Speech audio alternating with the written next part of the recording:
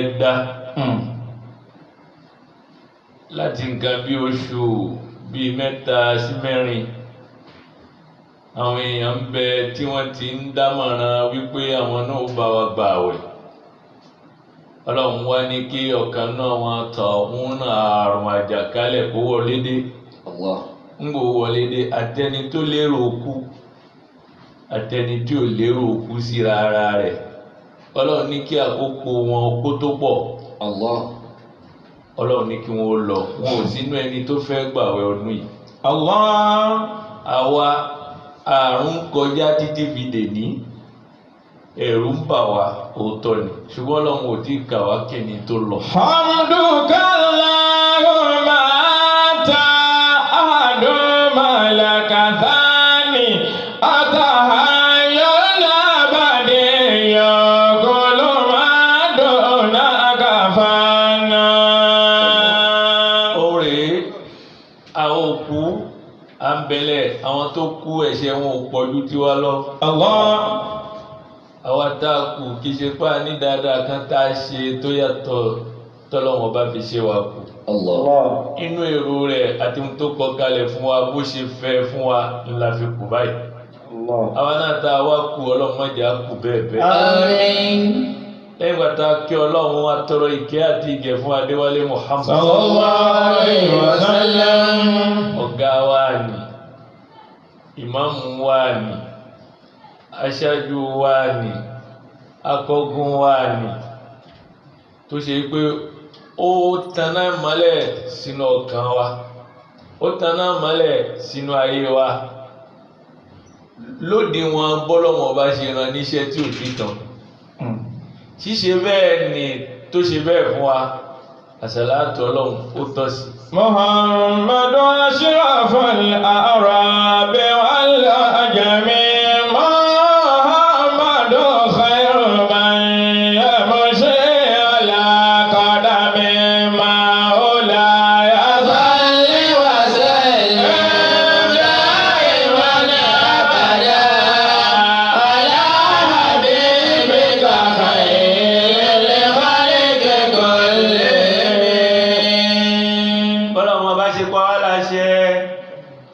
wípé ká máa ṣàṣàlátù fún inna Allaha wa malaikatahu yusalluna ala nabi ya ayyuhalladhina amanu sallu alayhi wa sallimu taslima. Inna Allaha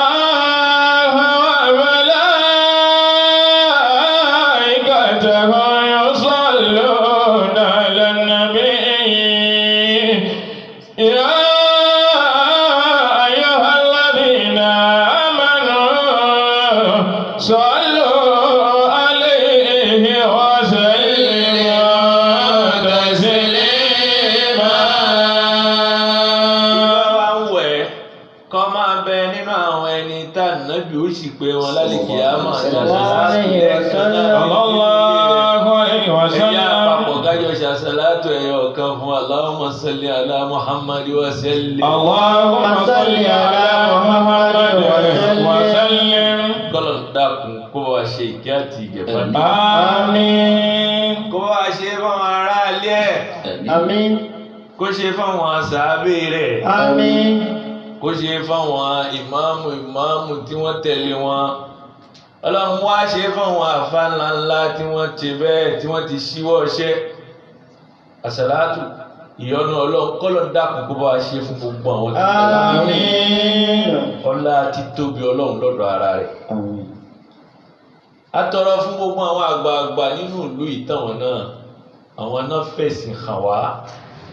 Nínú wọn bàbá wa Ìmáàmù Rahim Abdulrahim Mukhtar, bàbá wa Mujaddiduddin Dammala, Rahimahumullahu jami'an. bàbá wa Káfò ọlọ́ba àforíjì wọn. Àmín. Àwọn bàbá wa ìmáàmù wa Abdulrashad ọlọ́dàkùn bá wa kí àwọn bàbá náà. Àmín. Àwọn bàbá wa Abdulgani Látúndí, gbogbo àwọn àfáà wa àgbààgbà tí wọ́n ti lọ ọlọ́dàkùn bá wa kẹ́ wọn bá wa kẹ́ wọn. Àmín. Bá wa ṣe ikún ní ìsinmi fún wọn. Àmín. gbogbo ilé wọn ọlọ́mọdé ó dàrú. Àmín. Inú wọn náà bàbá wa Muhammad Taofik ní Asaidiya. Inú wọn náà bàbá wa Teslim la ilaha illallah. Gbogbo àwọn àgbààgbà tá a rí tí mímọ̀ fi wù wá títí ń wá fi wá nǹkan bàbá wa Sheikh Mahmood Ayinde. Ulaika qawmun ibana ahsanul bina wa in ahadu awfu wa in aqadu shaddu. Àwọn wọ̀nyí ni gbogbo tí wọ́n ti kọjá ní ìkẹ́ Ọlọ́run, àánú Ọlọ́run, kọ́lọ́run kó dákun kó wá ṣe fún wọn. Àmín. Tí wọ́n bá ń bẹ lọ́wọ́ kẹ́ṣẹ́ àlékún ẹ̀. Àmín. Tí ó bá kù díẹ̀ káàtó wọlá Ramadana wa tá ń ṣe yìí wà lùbárànì tí wọ́n fi sí ẹnì kọ̀ọ̀kan wa lẹ́nu wọ́n máa ké ni wọ́n máa ké ni àìmáké tí wọ́n ló jẹ́ káwa débi àmáké àìmáké nítorí wọn náà kọ́kọ́ bẹ̀rẹ̀ alifọ́dùlù lilmutakaddimin àwọn tó kọ́kọ́ pa wájú ni ànábì pàápàá òwe àlùfáàdì náà wù ó ní asabikuna sabikuna. Ulaika al-muqarrabuna fi jannatin na'im. Àmọ́ bẹ́ẹ̀ wípé wọ́n bá mímọ̀ tí ń bẹ lọ́wọ́ wọn lákòókò náà ni wọ́n sún àwa débi ká lọ wá mímọ̀ tó pọ̀. Ọlọ́run dákun àwọn bàbá wa náà bá wa ṣe dáadáa fún wọn lápapọ̀ wọn àdójúkọ wọn jẹ́ ó dáa. Ẹ̀yìn wọn ni gbogbo wa yìí tá ń kù Ọlọ́run dákun mọ́ bẹ̀yìn náà jẹ́. Àmín. Nínú àwọn tí wọ́n wá kù lẹ́ni táṣẹ wa àṣẹ ẹ̀sìn àṣẹ ìsìláàmù àṣẹ ìlú tí ń bẹ lọ́wọ́ ẹ̀ bàbá wa Hamza Huzaifa Ọlọ́run dákun jẹ́ kẹ́mi bàbá náà gùn. Àmín. Má jẹ́ kí bàbá náà má padà sí. Àmín. Má jẹ́ kí oyè náà dà wọ́n láàmú. Àmín. Má jẹ́ káwa mùsùlùmí ó dà wọ́n láàmú. Àmín. Má fi wọ́n dà àwa náà láàmú. Àmín. Ọlá la ilaha illallah. Àmín. Jẹ́ kárí bàbá náà pẹ́ o. Àmín. Nínú wọn bàbá wa Landu Ọlọ́run dákun má fa ìsàn ṣe bàbá náà. Àmín. La ilaha illallah. Má jẹ́ kí bàbá náà má padà sí ibò. Àmín. Lẹ́yìn náà wọn tá a ti ń kí bọ̀ bàbá wa Suleiman méjìlá kìlẹ̀ ní bàbá wa Suleiman Gàngbó Ọlọ́run dákun jẹ́ àrí wọn pẹ́. Àmín. Kẹ́kẹ́ mi bàbá náà gùn. Àmín. Nínú wa náà ni Suleiman Gbadamasi ti Iriakari Ọlọ́run akí àwọn bàbá náà. Ọlọ́run má da ètò ẹ̀sìn rú mọ́ wọn lọ́wọ́. Àmín. La ilaha illallah. Àmín. Akí àbá wa Ibrahim Ekuyẹ tó ṣe pé àwọn alẹ́ kọ́kọ́ gbọ́lẹ̀ kan tó fi ń di gbé ẹ̀gbọ́ tiwa. Wà iṣẹ́ kéèyàn ó jí wá ibi tá a wà yìí kéèyàn ó jí wá bẹ́ẹ̀ láago 3 òru mo kí wọn pípọ̀ wàhálà ẹ̀sìn gbogbo tí wọ́n ń ṣe Ọlọ́run dákun bá wa san wọ́n lẹ́san. Àmín. Mo kí dọ́kítọ̀rù wa Musa Babatunde nílùú Wẹ́rẹ̀ Ọlọ́run dákun jára wọn àwọn dọ́kítọ̀rù wọ́n pọ̀ nínú ìlú wa nísìn ìmọ́lẹ̀ ni tí ó máa wá yóò máa wá ó yẹ kí àwọn ọmọ wa kí wọ́n gbájúmọ́ kí wọ́n lè bá a débi diplome ṣe pàtàkì ó sì ṣe kókó nítorí òun ni ó sì fi nǹkan tí èèyàn bá mọ̀ Ọlọ́run dákun gbogbo àwọn tí wọ́n wá ń bẹ lérí ọwọ́ wọn ń kẹ́kọ̀ọ́ lásìkò yìí Ọlọ́run má jẹ́ kí wọ́n kó súsú wọ́n dà wọ́n láàmú la ilaha illallah. Àkí àwọn àáfàá wa pàtàkì àáfàá wa Asim Bakari Ọlọ́run dákun àjọṣe wa Ọlọ́run má jẹ́ ó bàjẹ́. Àmín. Inna atainaka. Bismillahir Rahmanir Rahim. Inna a'tainaka al-kawthar fasalli li rabbika wanhar inna shani'aka huwal abtar. Lẹ́ṣà mo tún kí àfáà mi ẹni ọ̀wọ̀ ẹni ọ̀wọ́n jùlọ àfáà wa Sheikh wa Muhammad Ibrahim Ọlọ́run dákun jẹ́ àríwá pẹ́. Àmín. Àtijọ́ ń bára wá rìn ní sòtójọ́ bíi 3 Ọlọ́run dákun èdè tí ó wọ̀ wá láàrin tá à ní fi lè ṣe ọmọ ìyá mọ́ ọlọ́mọdé àmọ́ láyé. Salamun salamun salamun salamun alaykum ya ibadad-dini. Adúpẹ́ lọ́dọ̀ Ọlọ́run. Alhamdulillah. Àwa kí àwọn ọmọ ìyá wa tó ṣe pé àwọn ni wọ́n ń ṣe gbogbo wàhálà yìí òun ni group Ajamad Web TV. Rí gbogbo wàhálà tí wọ́n ń ṣe yìí kẹ́ lè bá mọ̀ wọ́n ni kẹ́ lè bá rántí wọn ni àwọn ni wọ́n ń gbà wá ni wọ́n ń gbé wá sí gbogbo eré afẹ́fẹ́ tẹ̀rí tó bá yá tán mọ̀ fún yín nọ́mbà wọn tẹ́ ẹ bá pè wọ́n tẹ́ ẹ gbọ́n wọn ṣe yín fún wọn ẹ̀yin náà ran ìsìláàmù lọ́wọ́ nítorí èyí táwọn náà ṣe wọ́n ran ìsìláàmù lọ́wọ́ ni ẹ má gbàgbé wọn níbi ṣíṣe tẹ́ ẹ bá fẹ́ ṣe ṣíṣe ẹ wo kàlíté ìmáàjì tí wọ́n ń gbé sírí afẹ́fẹ́ ajamat ọlọ́dà bá wa fún wọn ní àmín. àwa dúpẹ́ lọ́dọ̀ ọlọ́ a kí iléeṣẹ́ tá a wà nù ìpapà wẹ́kẹ́ tí bàbá wa Isa Badaru kọ́lọ́dà fún kó jẹ́ kẹ́mi bàbá náà kù àmín kó wọ́n jẹ́ àmà ìnira àmín kó bá wa fi àlàáfíà tó èyíkẹ́ ara wọn àmín. ọlá ànábì lọ́dọ̀ ọlọ́ inna a'tainaka. bismillahir rahmanir rahim inna a'tainaka al-kawthar fasalli li rabbika wanhar inna shani'aka أعوذ بالله من الشيطان الرجيم بسم الله الرحمن الرحيم أعوذ بالله من الشيطان الرجيم بسم الله الرحمن الرحيم بسم الله الرحمن الرحيم الحمد لله رب العالمين الرحمن الرحيم مالك يوم الدين إياك نعبد وإياك نستعين اهدنا الصراط المستقيم صراط الذين أنعمت عليهم غير المغضوب عليهم ولا الضالين. الحمد لله رب العالمين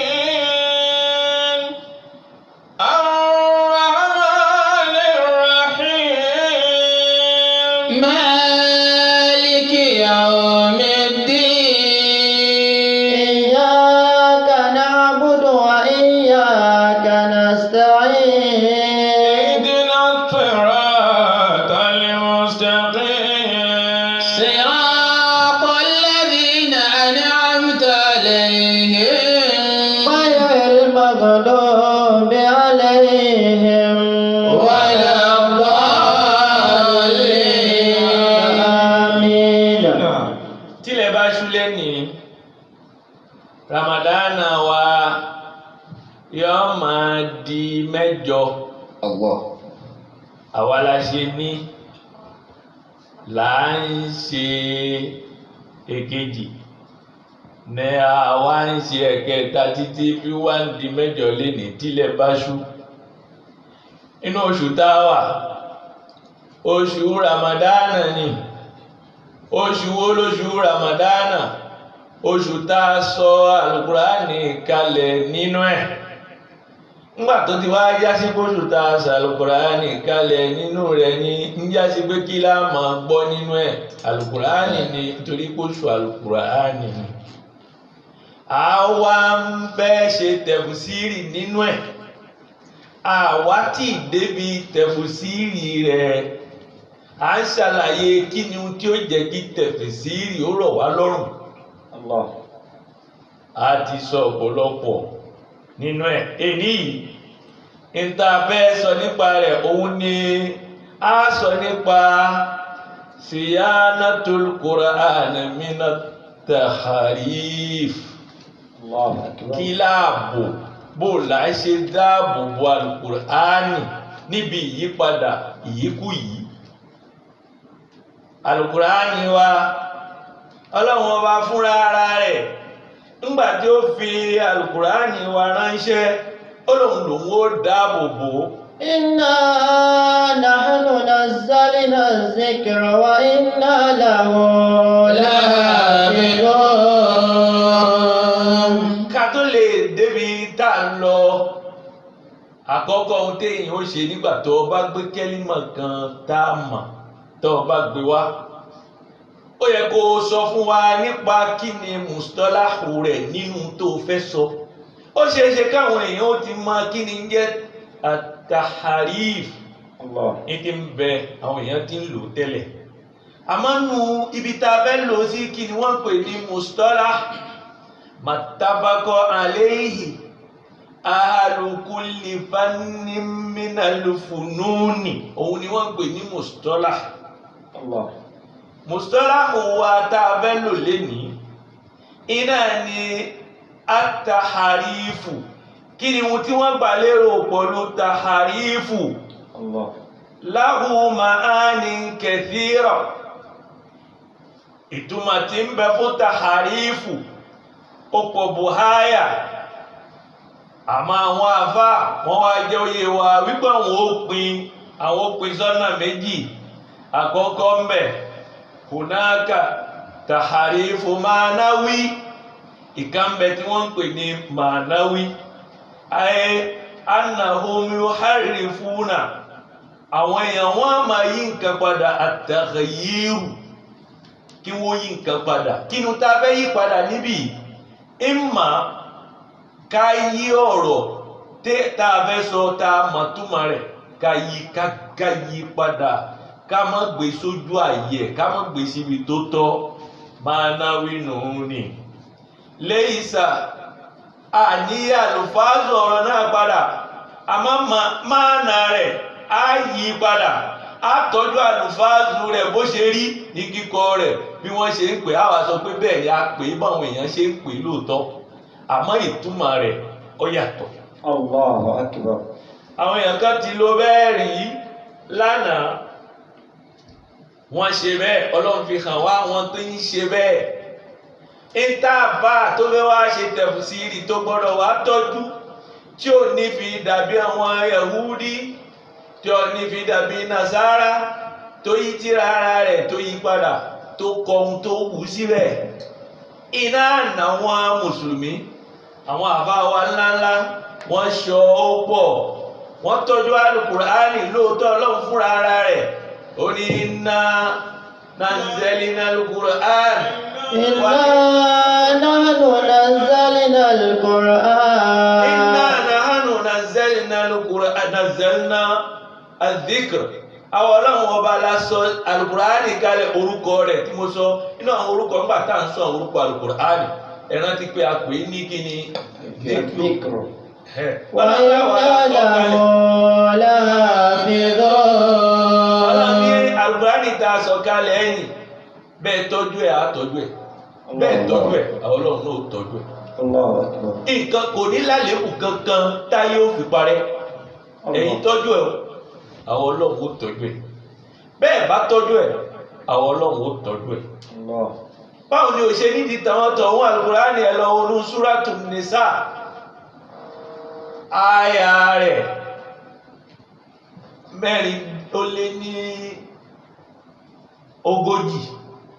44 ẹ̀rí ń bẹ̀ kí lọ́lọ́mọ bá ti mú fún wa. Alam tara ila alladhina utu nasiban minal kitabi yu'minuna bil jibti. Alam tara ila alladhina utu nasiban minal kitabi yashtaruna ad-dalalata wa yuriduna an tadilla as-sabil. ألم تر إلى الذين أوتوا نصيبا من الكتاب. Ẹ máa wọ wọn tá a fún tírà ṣáájú tiyín a fún wọn ní Tòrétà a fún wọn ní Ìnjílà àwa náà lè ní inú àwọn tán fún tírà là ń bẹ àáfàá tó gbá Al-Qur'ani rẹ̀ lọ́wọ́ inú ẹni tó ní tírà ní ń bẹ mùsùlùmí tí ń bẹ nínú ilé ara rẹ̀.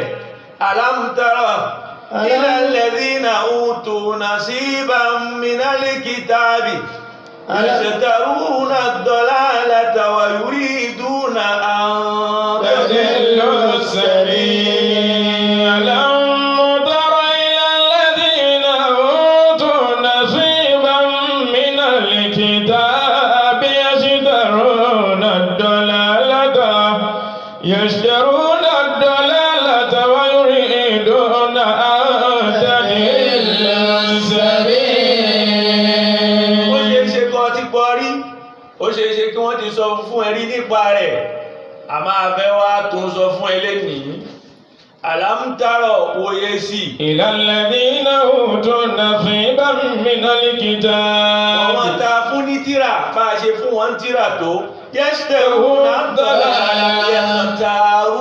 ad-dalala. Nígbà tá a fún wọn tírà tó yẹ kí wọ́n fi mọ̀nà. Hum yakhtaruna ad-dalala. Wọ́n wá ṣẹ̀ṣà ọ̀nà àánú wọ́n ṣẹ̀ṣà rẹ̀ fúnra wọn. Yashtaruna níbi majazi ni yakhtaruna ad-dalala.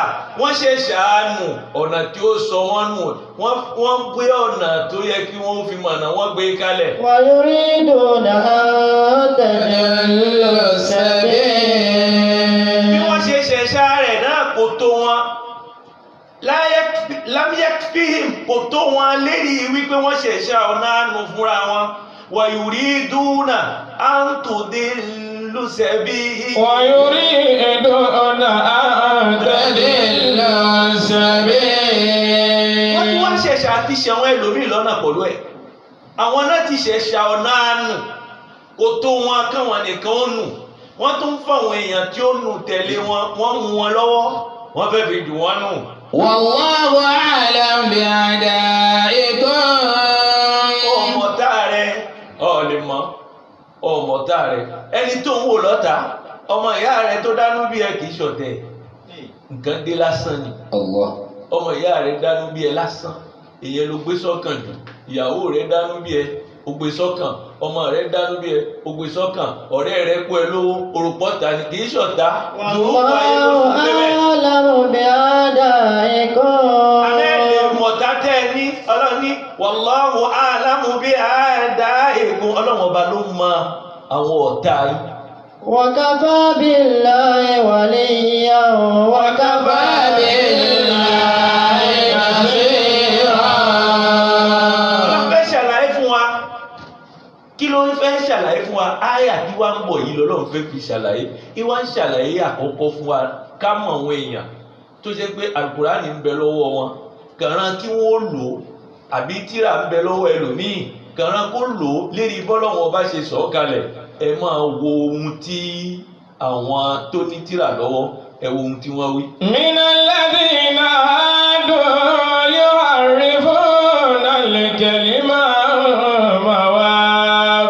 mawadi'ihi. Minal ladhina hadu inú àwọn tó ní tírà tá a ròyìn fún wa yuharrifuna al-kalima al-kalima jamu kelima al-kalim jamu kelima kalam inú mustalah èyí tó wà sawab òun là ń pè ní kalam àmọ́ èyí tó jẹ́ kelima ó kọjá méjì mẹ́ta àmọ́ kò wá wà wọ́ọ́dì òun ni wọ́n ń pè ní kelim.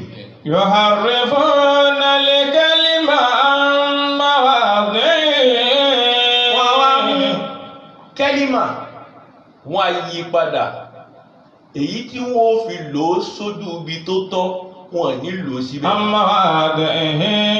Wa yaquluna sami'na wa ata'na. Wọ́n máa sọ fún Ànábì Muhammad Sallallahu alayhi wa sallam. sami'na qawla agbọ́gbólóhùn rẹ̀ wà Ata'na. àmọ́ ọ̀rọ̀ rẹ tó ń sọ wọ̀ wá létí àmọ́ àṣẹ tó ń pa fún wa àsọ iná àgbà. Wasma' ghayra musma'in. ورائنا ليا بألسنتهم وطعنا في الدين. Wọ́n wá mú ọ̀rọ̀ tó dùn ọ̀tọ̀ ní ohun tí ń bẹ lọ́kàn wọn ọ̀tọ̀ ní ohun tí wọ́n gbé síta. Ìyáàní wọn a máa dá wọn ṣàdúrà tó sì ṣe ń gbé nínú ọkàn wọn èpè ni wọ́n fẹ́ ṣẹ́ lu Ànábì Muhammad. Wọ́n máa sọ pé law annahu nabiyyan haqqan la akhbarahu rabbuhu. Tó bá ṣe pé lóòótọ́ Ànábì Ọlọ́run ni lóòótọ́ la akhbarahu rabbuhu. Ọlọ́run ọba rẹ̀ kó sọ fún káwò. wọn a máa wá sọ nǹkan mi ọlọ́run ọba wá túnà sírí náà ó ń tu fún ànábì bò wọn a máa mú ọ̀rọ̀ ní ọ̀rọ̀ tí ọ̀dà òun ní bẹ lọ́kàn wọn àmọ́ àwọn amúwá ọ̀rọ̀ kan tó ṣe pé ó lè ní ìtumọ̀ méjì nínú ẹ̀ ìtumọ̀ rẹ̀ já sí dáadáa nínú ẹ̀ ìtumọ̀ rẹ̀ ó já sáburú èyí ni gbólóhùn tí wọ́n máa sọ wọ́n máa ní ورائنا ليا بألسنتهم رائنا ìtumọ̀ rẹ̀ بحسب اللفظ òun náà ni wípé انظرنا وانتظرنا wò wá for ọ̀rọ̀ رائنا ليا بألسنتهم wọ́n dákun ṣe sùúrù fún wa sọ̀rọ̀ tó tutù fún wa ká lè bá tẹ̀lé ẹ ohun tí wọ́n gbà lérò níbẹ̀ òun nìyí ọlọ́run wá fẹ́ sọ fún wa pé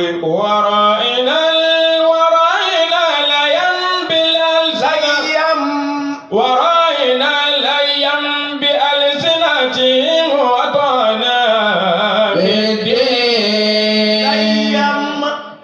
a ṣe kí ni ìpìláàbù la ṣe níbẹ̀ nítorí kí ni ìyá yìí nígbà tẹ̀lúwì kí ni wọ́n ń pè ní tẹ̀lúwì òun ni nùnù kan tó lékún tó wà zaid nùnù kan bẹ tá à ń fojú rí nùnù kan bẹ tá à rí èyí tá à rí òun lèyí tí ń bẹ lára tẹ̀lúwì nígbà tí ba tó bá wá tẹ̀lé àtèyí tá a fojú rí o tó wà sáàkì àtèyí tó wà lára tẹ̀lúwì a wá ṣe ìkìláàbù rẹ̀ wípé a yìí nùnù. ورائنا ليا بألسنتهم وطعنا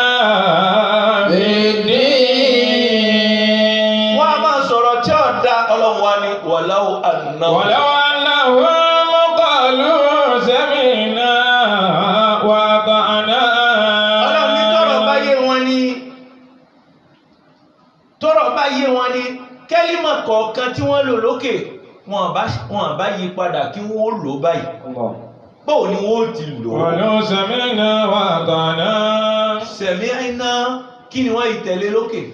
وعصينا ọlọ́run tí wọ́n pààrọ̀ àṣọ́yìnà ní pọ̀lú wà tọ́ọ̀nà bá a ṣe gbọ́ lóòótọ́ ń tó pa wá láṣẹ nípa rẹ̀ wà tọ́ọ̀nà á tún tẹ̀lé wà tọ́ọ̀nà á tẹ̀lé ẹ̀ á má ṣe rẹ̀ tó pa wá á mú ṣẹ. واسمع وانظرنا. wásímà wọn náà ṣe sùúrù fún wa kó dẹtí sí wa wà zúrù náà láàyè àyè bo ni wọ́n pààrọ̀. واسمع غير مسمع. ورائنا ليا بألسنتهم wàrà iná ní kí lọ́lọ́run fi pààrọ̀ rẹ̀ mọ́ وانظرنا. ṣe sùúrù fún wa àṣẹ tó wá pa fún wa a máa ṣe náà ṣe. لكان خيرا لهم ọlọ́run ní kí wọ́n bá ṣe bẹ́ẹ̀ ni làkàna khayran lahum kì bá yá ìfún wọn òun ló dáa jù fún wọn kí wọ́n ó ṣe bẹ́ẹ̀. Àmọ́ wọn ṣe bẹ́ẹ̀. wà á kúwàmù èyí ni ò bá fọ ọ̀nà ẹsẹ̀ wọn lérí ọ̀nà tó dáa òun ló darí wọn ila siratin mustaqim òun ni ò bá gbé wọn lọ sọ́nà tó dáa. ولكن لعنهم الله بكفرهم. àmọ́ ọlọ́run ọba lérí kèbèrí wọn tí wọ́n ṣe la'anahumullah ọlọ́run ọba ti làánà wọn. فلا يؤمنون إلا قليلا. wọ́n lè mọ̀nà àyàfi díẹ̀ nínú wọn. Allah. lérí ká yí ọ̀rọ̀ padà yìí wọ́n bí bàbá wa àbá wa gbà Ibn Taymiyyah rahimahullah wọ́n bí léèrè. وسئل رحمه الله تعالى عن قوله صلى الله عليه وسلم ló dá kéèyàn ó fi ọpọlọ ẹ̀ òun gbọ́n òun ní làákàyè òun ní philosophy kéèyàn wá mú làákàyè rẹ̀ kó fi máa tú Al-Qur'an. أمن فسر القرآن برأيه Ànábì ní man fassara Al-Qur'an. من فسر القرآن برأيه فليتبوأ مقعده من النار. ẹnikẹ́ni tí bá ń fi ọpọlọ ẹ̀ tí kò wo ohun táwọn sálàfù àkọ́kọ́ àwọn àyíma ńláńlá àwọn sàábé àbánàbì pàápàá fún rẹ̀ báwo ló ti túmọ̀ ọ̀pọ̀lọpọ̀ kẹ́límà nínú Al-Qur'an àmọ́ fẹ́ fọpọlọ ẹ̀ gbé wípé mímọ̀ kan ní bẹ fóun ọpọlọ kan lòun ní ànábì ní ẹni bá ṣe bẹ́ẹ̀ tí ń fi ọpọlọ ara rẹ̀ fi tó Al-Qur'an kélé ní kó tètè máa lọ wá ga tí ó fi jòkó nínú iná. Allah. Àga wo lonítọ̀hún ààyè wo ni ó ní nínú náà Jahannama kóun fúnra ara rẹ̀ kó máa retí. ilé tí kankan yẹn fún ọ bẹ́ẹ̀ ni pé ìwọ tó ṣe ká ní pé èmi àti ẹ àwa mú Al-Qur'an ọ̀rọ̀ Ọlọ́run tá a sọ̀rọ̀ àwọn di pàṣẹ àbí sáyé lórí rẹ̀ tá a mọ kàkàkùkà. ẹlẹ́ẹ̀kejì Al-Qur'an tó ń bẹ wájú rẹ̀ ìbò tí ń kà síbẹ̀ náà lọ ń tu ọ̀nkà ń tọ́ da ọwọ́ tútùkùtù kò yẹ orí bẹ́ẹ̀ o ẹja wọn fọkàn bá wà wà níbàdàn. فاختلاف المفسرين في آية واحدة إن كان بالرأي فكيف النجاة. Àfáwà Ibn Taymiyyah wọ́n lọ bí lóòrè ọ̀rọ̀ wípé lára àyà kan àwọn mufassirun wọ́n á lọ lọ́tọ̀ọ̀tọ̀ ẹlòmíà wí yìí ẹlòmíà wí mí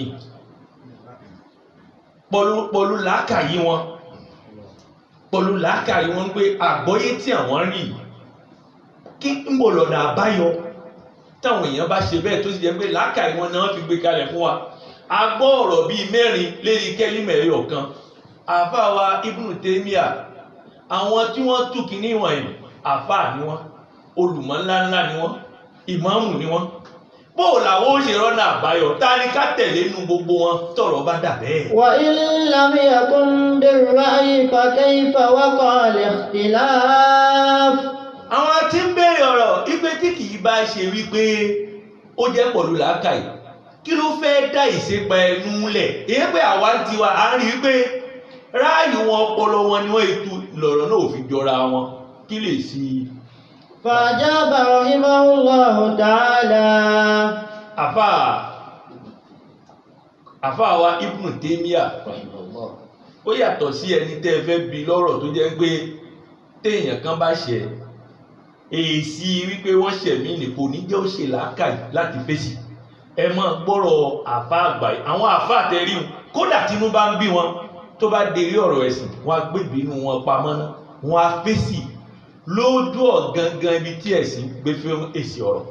ينبغي أن يعلم أن الاختلاف الواقع بين المفسرين وغيرهم على وجهين. àbáwá Ibn Taymiyyah ó ní ó lẹ́tọ̀ọ́ ká mọ̀ wípé tútú Al-Qur'ani ká ṣe tafsiri Al-Qur'ani ọ̀nà méjì lápèsí. أحدهما àkọ́kọ́ ń bẹ̀. ليس فيه تضاد وتناقض. kò sí opposition à ń bára ẹni wọ́ta kò sí nínú ẹ̀. elékejì à ń bára ẹni jà kò sí nínú ẹ̀. بل يمكن أن يكون كل منهما على حق. èyí tó dájú ni pé ó lẹ́tọ̀ọ́ wípé ìkọ̀ọ̀kan náà àwọn tá a wí wọ̀nyí ó lẹ́tọ̀ọ́ kí wọ́n máa bẹ lérí òdodo pẹ̀lú gbogbo bí wọ́n ṣe fẹ́ tú Al-Qur'ani yìí gbà ó lẹ́tọ̀ọ́ kó jẹ́ lórí òdodo. وإنما هو اختلاف تنوع أو اختلاف في الصفات أو العبارات. ẹ rí ìṣèpa ẹnu tí ń bẹ́ẹ̀ ìṣèpa ẹnu èyí tí ó gbé wa lọ wájú ni èyí tí ó mú wa rìn èyí tí ó sọ nípa ìròyìn ó ṣeé ṣe kó jẹ́ pé adjective tí mo fẹ́ lò níbí nǹkan kan náà ní sọ àmú ńlò gba bòmí ẹlòmínú lo adjective tiẹ̀ lọ́nà bòmí àwọn sifat. وعامة الاختلاف الثابت عن مفسر السلف من الصحابة والتابعين هو من هذا الباب.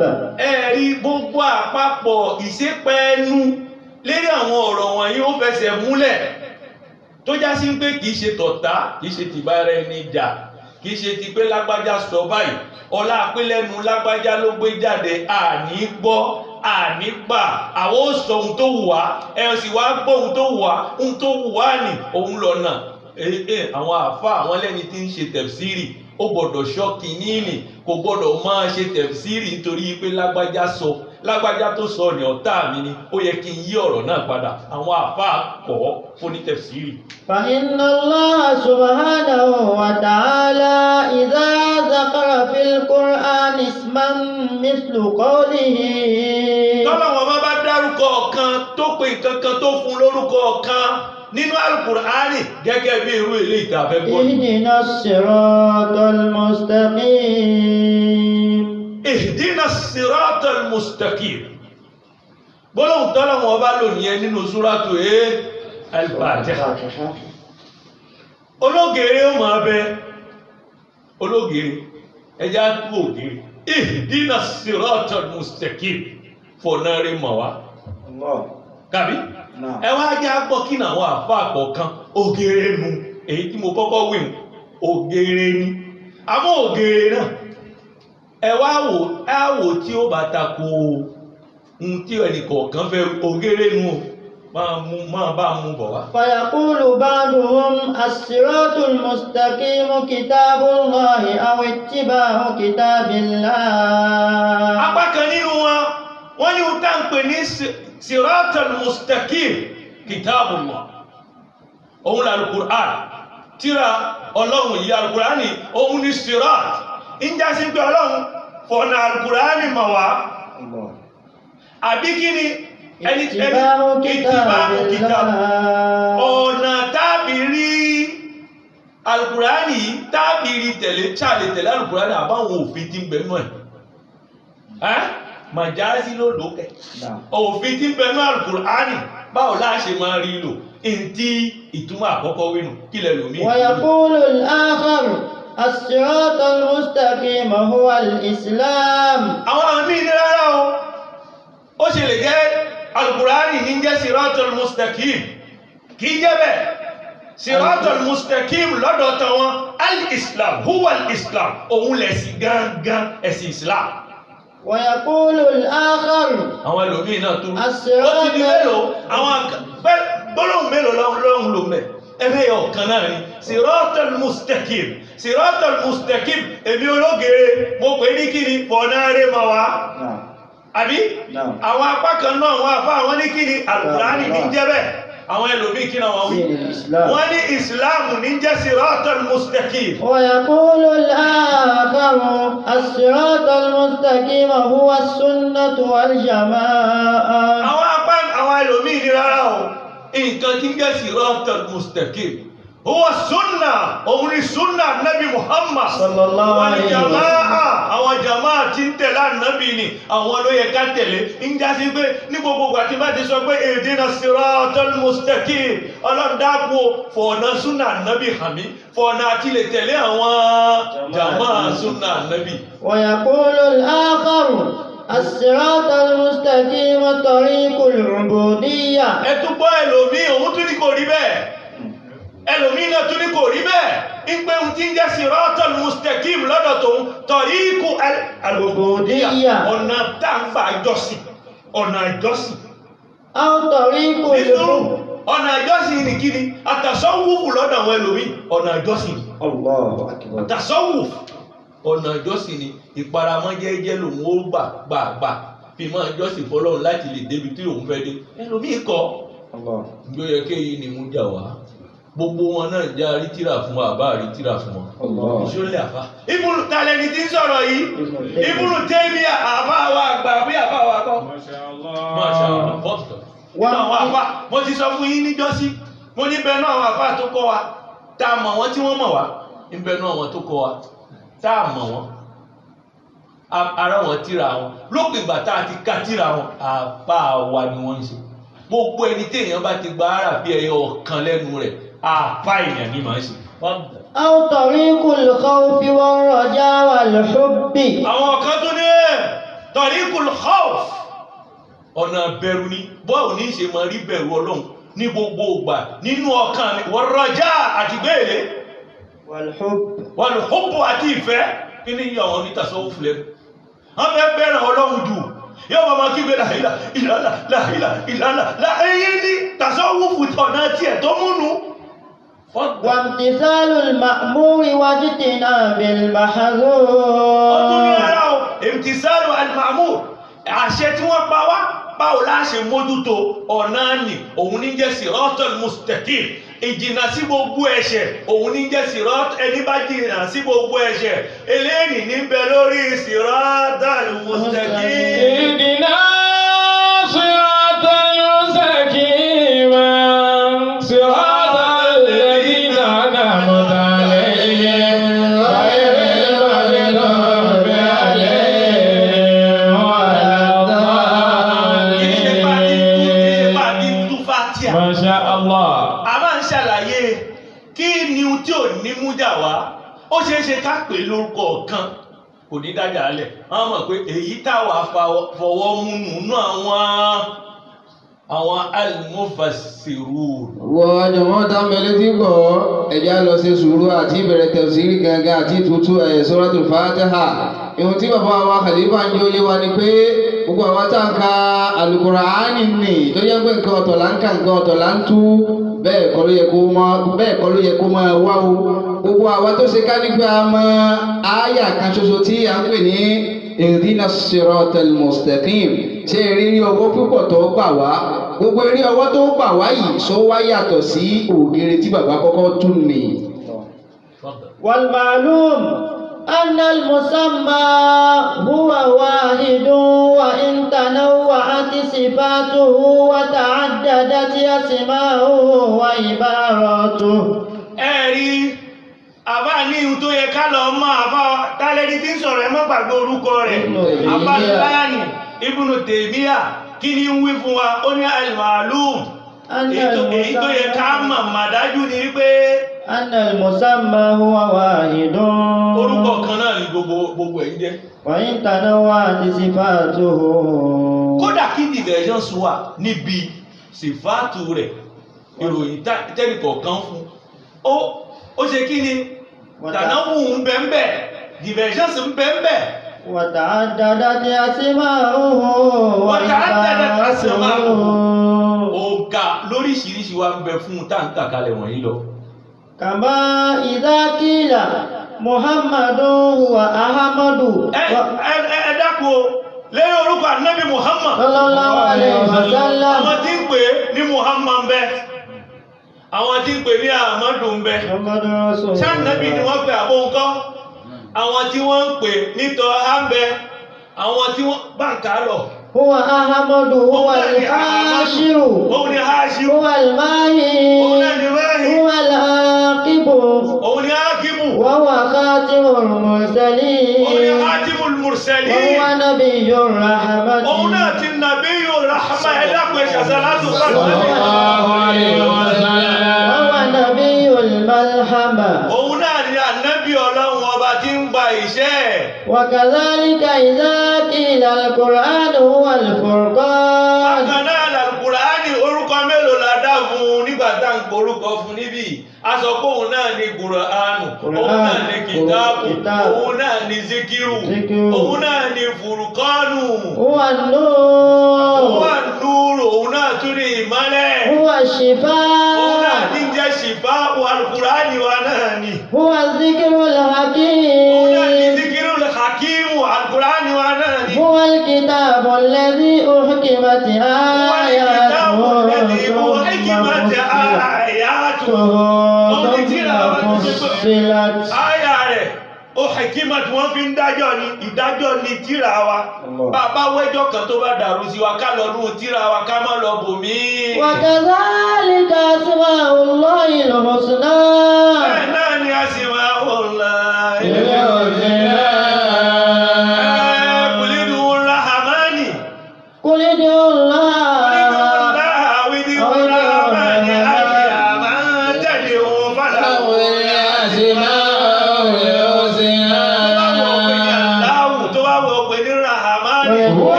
عالم الغيب والشهادة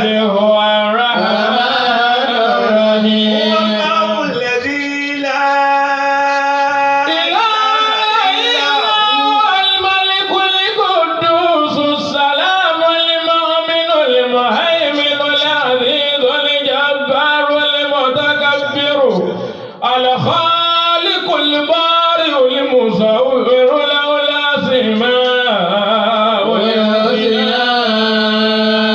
Ọlọ́run ọba ló ní àwọn orúkọ èyí tó bá wù ẹ́ nínú ẹ̀kọ́ pé tó bá pè kan kò mú jà wá bó bá wù ẹ́ máa pè ní Allahu tó bá wù ẹ́ pè ní Rahman orúkọ tó bá wù ẹ́ máa pọ̀ lọ́hùn. وأمثال ذلك فهو سبحانه واحد الصمد. Gbogbo èyí tá a ti ń kàbọ̀ látẹ̀ẹ̀kan kí ni ìtumọ̀ ẹ̀ ló já sí. Òun dá ẹni tá à ń pè ẹni ó dá wa tó mọ̀ wá. واحد لا شيء يشبهه أبدا قلبي واحد واحد لا شيء يشبهه أبدا قلبي واحد واحد لا شيء يشبهه أبدا قلبي يمجده واحد لا شيء يشبهه أبدا قلبي واحد. Ọlọ́run ọba wa ní jẹ́bẹ̀ gbogbo orúkọ táwọn fi ń pè é nì. Ọba kan ojú kìí rí òun ni màá rí yàn. Laysa kamithlihi shay'un nǹkan kan òjò kò jọ nǹkan kan. لا تبصره الأبصار وهو يبصر Bẹ́ẹ̀ wá الأبصار. lóhun gbójú bóyá òun ó fojú òun lọ́lọ́run. Ojú kìí rí la tubsiruhu al-absar wa huwa يبصر الأبصار. òun ni màá rí. Ó mọ̀ wá. لا تدركه الأبصار وهو يدرك الأبصار وهو اللطيف الخبير. Ìyẹn pé òun ní jẹ́bẹ̀ òun ni Latifu. Orúkọ rẹ̀ mọ̀ pọ̀. وأسماؤه الحسنى تدل كلها على ذاته. Asmaul Husna gbogbo orúkọ rẹ̀ tí ń jẹ́ ní orúkọ tó yááyì ni tẹ̀dúlù àlá ذات الله. aláàzáàtìlá ìjúwe pàápàá ọlọ́run. ويدل هذا من صفاته على ما لا يدل عليه الآخر. Ọ̀kan máa júwe ìròyìn ẹ̀ nípa èyí tó já sí pé omi ò ní iṣẹ́ kan náà kọ́ ní gbogbo orúkọ náà ń ṣe tó sì jẹ́ pé èèyàn kan ọba wa kan náà ń lọ́ba tí gbogbo ẹ̀ júwe. فهي متفقة في الدلالة على الذات متنوعة في الدلالة على الصفات. Orúkọ náà ṣàṣìyà zàtíyà ọlọ́run ní gbogbo ẹ̀ ń sọ. متفقة في ذات الله. Nínú záàtì rẹ̀ ó papọ̀ nítorí pé ọba kàyàkàyà kan náà lórúkọ náà gbogbo ń tọ́ka sí àmọ́ ìròyìn náà lọ́tọ̀ọ̀tọ̀ jẹ́ kó yàtọ̀ síra wọn.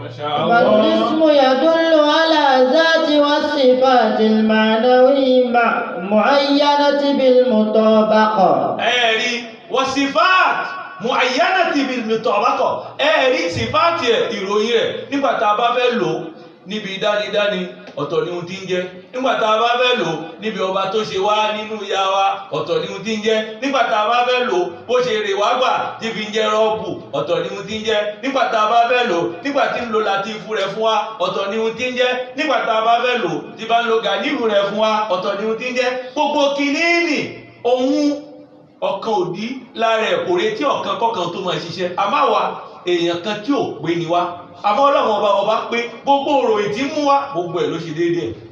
ويدل على أحدهما بطريق التضمن. gbogbo ẹ̀ pátápátá ń ṣàlàyé ọ̀rọ̀ ọlọ́run ọba fún wa mọ ìṣó wájú mo ti kó gbogbo bẹ́ẹ̀ nì. gbogbo ẹ̀ pátápátá ń ṣàlàyé ọlọ́wọ́ ọba fún wa ní gbogbo orúkọ ọlọ́wọ́ ọba tá à ń rí tá à ń gbọ́ nì bá a bá tún lọ́dọ̀ àwọn ẹlòmíì náà bó ṣe yóò bá ní bó ṣe légùn ní bó ṣe lédè míì náà ni àwọn ẹnìkan á máa kí ọlọ́wọ́ ọba ní ọba ha ọba hó ọba nkankan ọba nkankan agbára ọlọ́run bó ṣe tó ń nà ọlá rẹ̀ bó ṣe gbọ̀ngbọ́n tó ni wọ́n ṣe ń kì í. ومثله أن يقول قائل من العجم ما معنى الخبز فيشار له إلى رغيف. kára mú gbádùn ẹni kó tún máa lọ wájú ni ká máa jọ lọ wájú nítorí aago náà wọ́n ti lọ́ọ́ ti kù sí. اهدنا الصراط المستقيم صراط الذين الذين أنعمت عليهم غير المغضوب عليهم ولا الضالين. Gbogbo orúkọ tá a kà wọ̀nyí yìí, ń túmọ̀ kí ni? Gbólóhùn wípé wàhádàníyà Ọlọ́run ní gbogbo ń ta kàkálẹ̀ látẹ̀kàn. Inú kí la wà? Siyanatu Al-Qur'ani min al-tahrif. A sì wá sọ wípé matlabul awwal tá a wà nínú ẹ̀, ìbéèrè alákọ̀ọ́kọ́ eré ẹ̀ náà là ń ṣiṣẹ́ títí dì sí. Kí lẹ́lẹ́kẹ̀ẹ́jì? Ẹlẹ́kẹ̀ẹ́jì òun ni at-tahrif al-lafzi. Tahrif al-lafzi lahu iddat aqsam. Òun tí a ó pín sí ọ̀nà tó pọ̀. Àkọ́kọ́, an-naqs aw ziyada. Ká dín nǹkan kù àbí ká lé nǹkan kún. Kí ni ta fẹ́ lékún? Nínú Al-Qur'ani, nínú tírà wa ní ọ̀rọ̀ gbogbo tá à ń sọ yìí. Ọ̀rọ̀ kí ni? Ọ̀rọ̀ tírà wa. Ká yí orúkọ padà síbi tí ò dáa tàkọ́kọ́ ta sọ. Wọ́n kọ̀ fún wa, àwọn àfáà onímọ̀ wọ́n kọ̀ fún apá àgbọ̀dọ̀ mọ́ ṣe bẹ́ẹ̀. Àgbọ̀dọ̀ tú ọ̀rọ̀ Ọlọ́run pẹ̀lú làákàyè wa yàtọ̀ sí nǹkan tí Ọlọ́run ọba ń fẹ́ pé kí níhun tí Ọlọ́run ọba tó gbà lérò níbẹ̀. Àwọn àfáà wọ́n kọ̀ fún wa. Ká yí orúkọ Ọlọ́run ọba padà síbi tí ò dáa. Àwọn àfáà kọ̀ fún Ọlọ́run ò nífẹ̀ẹ́ sí, Ànábì ò nífẹ̀ẹ́ sí. Àgọ́ngó mọ́ yìí ó kọ ọmọ rẹ padà síbi tó wọ̀. Àmọ́ òyì padà títí o tó wá lọ yìí tọ́lọ́run bá ní àpadà síbi tí ò dáa. Dáàbò lọ gbígbẹ́. Àwa fẹ́ wọnú at-tahrif al-lafzi. A ní ohun oríṣiríṣi ọ̀nà lèyẹn pín sí. Nuqsun aw ziyada fi harfin am haraka. Harafi lè yí padà. Bákan náà ni haraka lè yí padà. Nínú Al-Qur'an, hadha naw inda kulli muslim mawjudun fil Qur'an. Allahu akbar. Èyí ni ń bẹ. Kí ni ìdí tí èyí ni fi ń bẹ nínú Al-Qur'an? Òun ni wípé àwọn riwaya tá ń gba Al-Qur'ani ó pín lóríṣiríṣi. Níbo mi ò lè rí Fatiha kò rí lọ́dọ̀ ẹlòmíì wípé òun ò lò ní Fatiha, òun lò ní Kasra. Ń já sí pé èèyàn wọ́n gbà wá láàyè ẹ̀. Àpọ̀wọ́ mọ gbogbo Mùsùlùmí gbà pé èèyàn ó rí bẹ́ẹ̀. Ẹlẹ́kẹ̀ẹ́jì, ziyadatun aw naqsun fi kalima aw kalimatayn. Ǹjẹ́ a lè rí kẹ́límà kan tó lékún ní Al-Qur'an àbí kó jẹ́ kẹ́límà méjì? Àwọn àfáà wa nítorí gẹ́gẹ́ bí aago bí ṣe ń lọ, a ní padà orí ìdìmọ́ lọ́la kó má jẹ́ ká sọ kankan náà. Àwọn àfáà wa wọ́n sọ fún wa pé èyí no máa fi Qur'anina. Èyí ò sínú Al-Qur'ani wa lẹ́yìn kò sínú ẹ̀. Èyí ló fẹ́ ṣẹlẹ̀ nípìlẹ̀ iná àwọn khalifa wa mẹ́tẹ̀ẹ̀ta ni wọ́n sáré sí. Àkọ́kọ́ ṣẹlẹ̀ lásìkò Abubakar. Ẹlẹ́kẹ̀ẹ́jì ó ṣẹlẹ̀ lásìkò Umar àti Uthman. Àwọn mẹ́tẹ̀ẹ̀ta ni wọ́n gbógun ti kí kẹ́límà míì kó mọ́ wọnú Al-Qur'ani wa. ń já sí pé ìyẹn kò sínú Al-Qur'ani wa.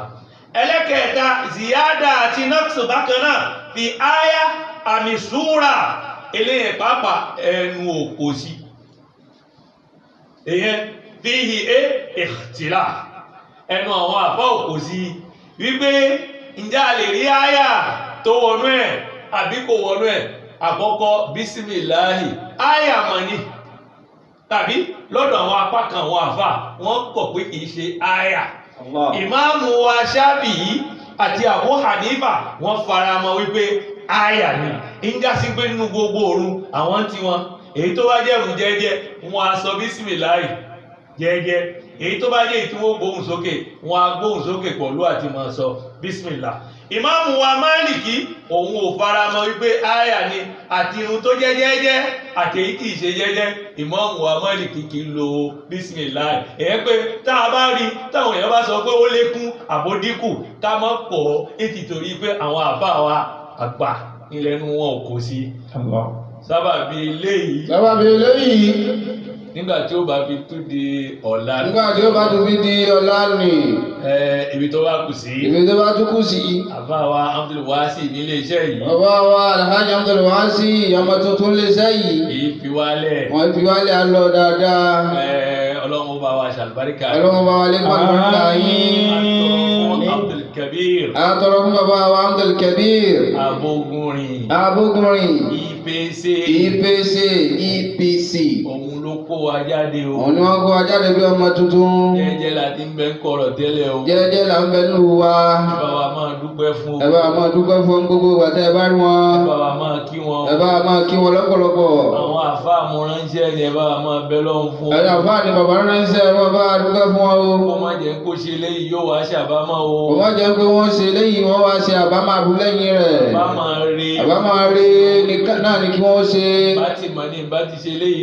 Bá ti mọ̀ kí n ti máa ṣe ti pẹ́ ní kọ́lọ́wọ́ ṣe fún wọn. Gbogbo èyí táwa náà wá ń ṣe yìí. Gbogbo èyí táwa wá wa Khalifa náà ń ṣe yìí. Ìyá bàbí ó lérè. Ọlọ́dún àkùnjá bàbí ó lérè. Ọlọ́dún lọ́dọ̀ Ọlọ́run. Rabbana Rabbal khalaiqi Rabbana Rabbal khalaiqi nadina min shari zaman.